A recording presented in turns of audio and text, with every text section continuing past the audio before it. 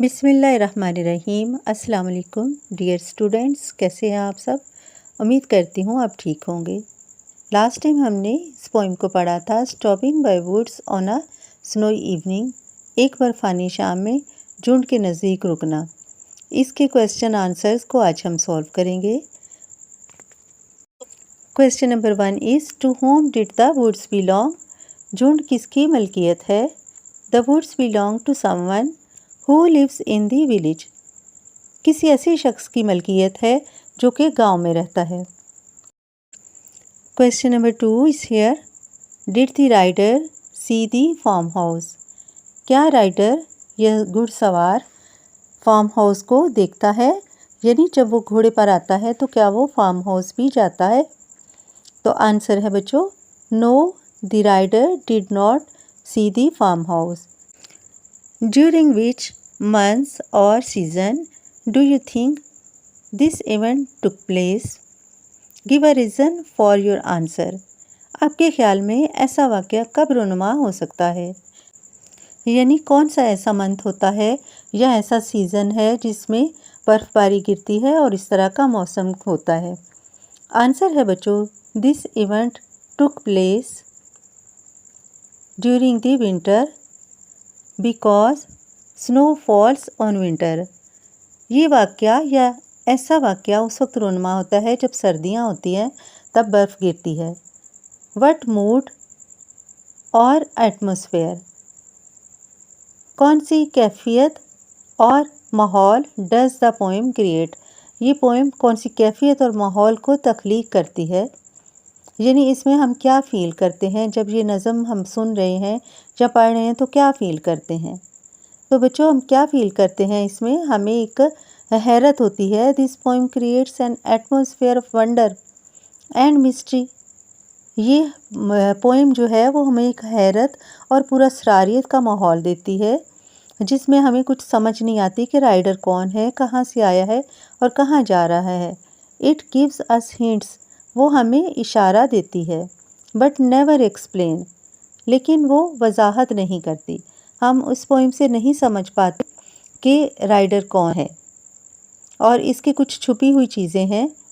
Who he is, कि वो कौन है। Where he has come from, वो कहाँ से आया है। And where is he going, और वो कहाँ जा रहा है।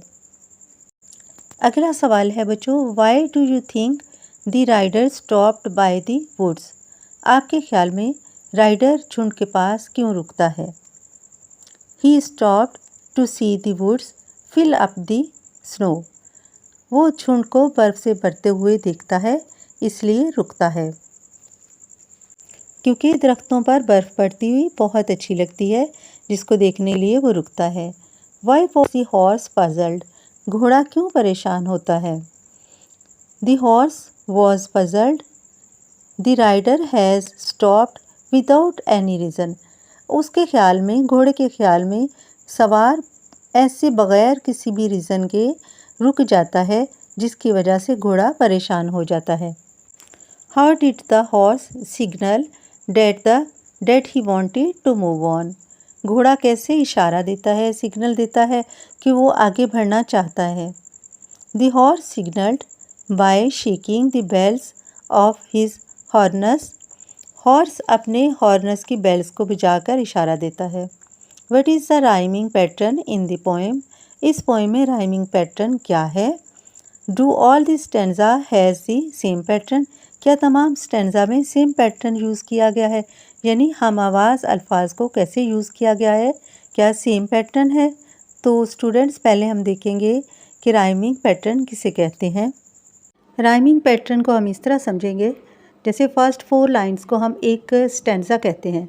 इनके लास्ट में जो वर्ड हैं, जैसे नो, थो, हियर एंड स्नो। नो, थो एंड स्नो तीनों राइमिंग वर्ड्स हैं, इनका साउंड सेम है, जबकि हियर का चेंज है। तो हम इनको नेम देते हैं फर्स्ट, सेकंड और थर्ड। नो को हम ए का नेम देते हैं, थो को भी ए का और स्नो को भी ए, और हियर चेंज है, हियर को हम बी कहेंगे। तो फर्स्ट स्टैंजा का राइमिंग पैटर्न हुआ A B and A. Next stanza में 3 वर्ड्स हैं, क्वेर, नियर और ईयर। ये तीनों राइमिंग वर्ड्स हैं और लेक डिफरेंट है, इसलिए इन तीनों को हमने ए का नेम दे दिया और लेक को बी का, इसलिए इनका राइमिंग पैटर्न हुआ A B A, same previous stanza के।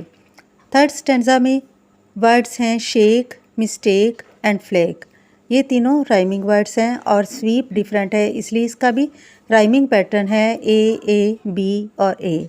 लास्ट स्टेंजा को देखते हैं। लास्ट स्टेंजा में तमाम वर्ड्स जो हैं वो राइमिंग हैं, इसलिए इनका साउंड सेम है, deep, keep, sleep and sleep, इसलिए इन सबको हमने ए का नाम दे दिया, इसलिए इनका राइमिंग पैटर्न हुआ 4 time A.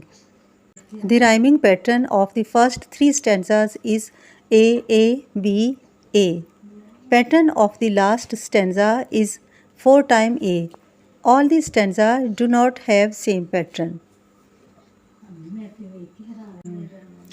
Next question is, where do you think the rider was going? Rider कहाँ जा रहा था? The rider was going somewhere to keep a promise. सवार किसी जगह पर जा रहा था वादा निभाने के लिए। Answer the following question with reference to context. He gives his harness bells a shake to ask if there is mistake. यहाँ पर हमने इन 3 questions के आंसर्स लिखने हैं। The poet is speaking about the horse. Rider घोड़े के बारे में बात कर रहा है। Harness are leather straps used to control an animal such as a horse. Harness चमड़े की पट्टियाँ होती हैं जो कि जानवरों को कंट्रोल करने के लिए उनके गले में बांधी जाती हैं और उसके साथ बेल्ट्स लटक रही होती हैं, जिस तरह के घोड़े के हार्नेस के साथ बेल्ट्स थी। और जब घोड़े ने कुछ बताना होता या कोई कुछ भी चाह रहा होता तो वो अपने सर को हिलाता, जिसके साथ उसकी बेल्ट्स की आवाज़ आती और लगता कि एक साज बज रहा है। What is the possible mistakes? The possible mistake is to stop without having a farm house nearby. यानी मुमकिन गलती ये है कि किसी भी फार्म हाउस को करीब आए बगैर ही रुकना। डियर स्टूडेंट्स, मिलते हैं इंशाल्लाह रिमेनिंग एक्सरसाइज के साथ। चैनल को सब्सक्राइब कीजिए, वीडियो को लाइक कीजिए, अपना ख्याल रखिए। अल्लाह हाफिज़।